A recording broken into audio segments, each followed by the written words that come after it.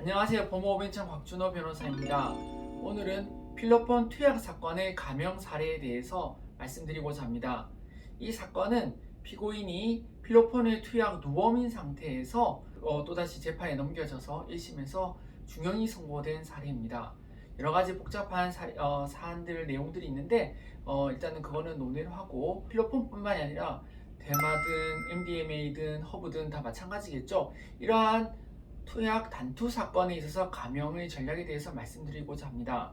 일단 단순 투약 사건에 있어서는 가장 중요한 것이 재발 방지에 대한, 즉 재범을 하지 않겠다, 다시는 마약을 하지 않겠다는 점을 재판부한테 어떻게 잘 설득하는지 하는 부분입니다.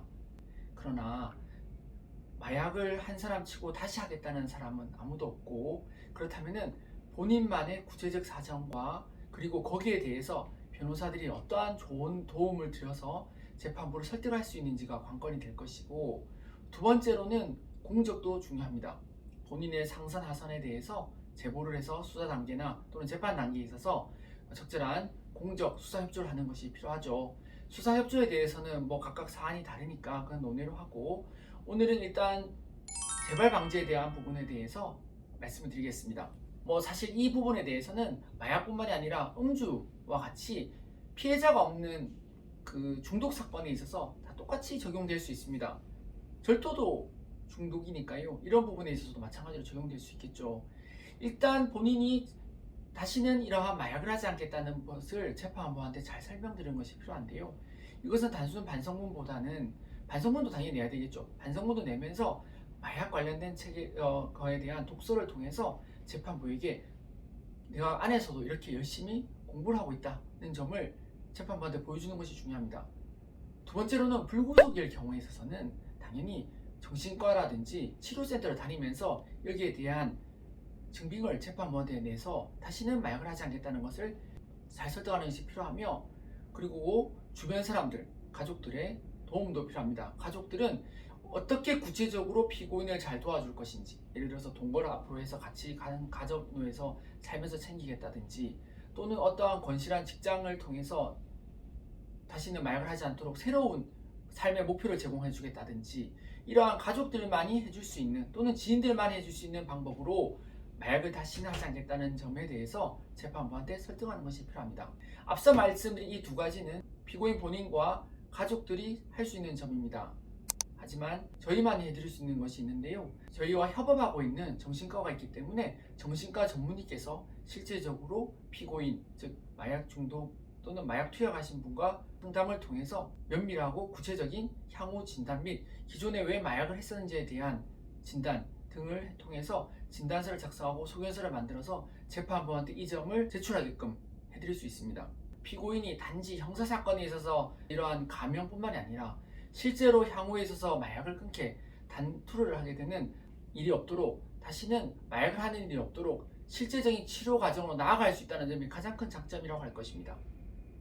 이러한 전문의 선생님의 진단, 소견, 제출은 누구나 하지 않겠다는 마약, 누구나 다시는 하지 않겠다는 마약에 대한 반성문과 각서 이상의 효과가 있으면 분명할 것입니다.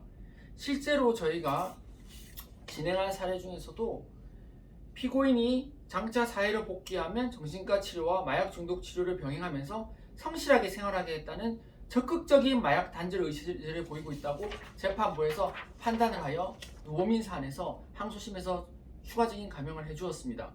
이건 서울 고등 사례인데요. 저희가 이런 식으로 구체적인 사안에서 정신과 전문의와의 협업을 통한 치료 및 재판부에 대한 설득을 병행을 해드리고 있습니다.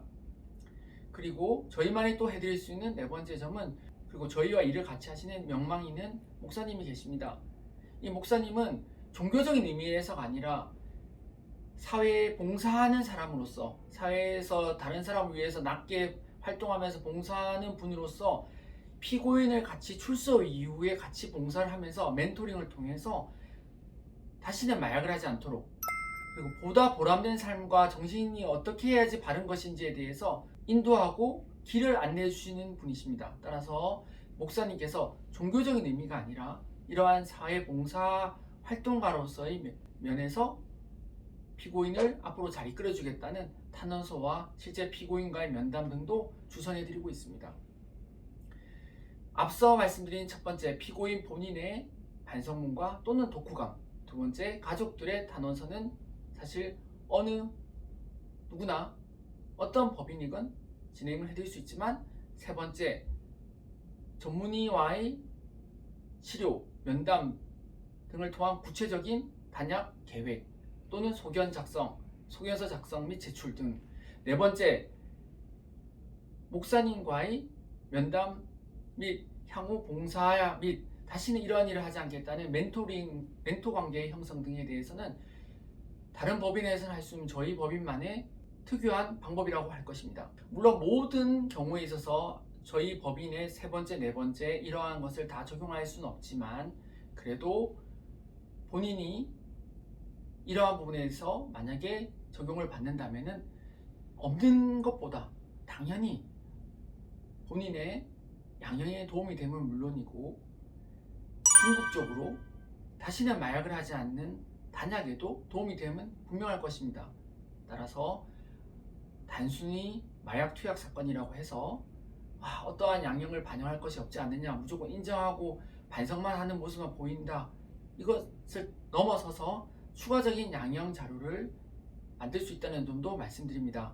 따라서 본인이 마약 투약 사건으로 곤란을 겪고 있다거나 또는 마약 투약 사건으로 형사 절차가 진행되지 않는다 하더라도 정말 내가 마약을 끊고 싶다고 하시는 분이 계시면 저희에게 연락을 주시면은 저희가 이런 부분을 통해서 상세하게 안내를 드리겠습니다.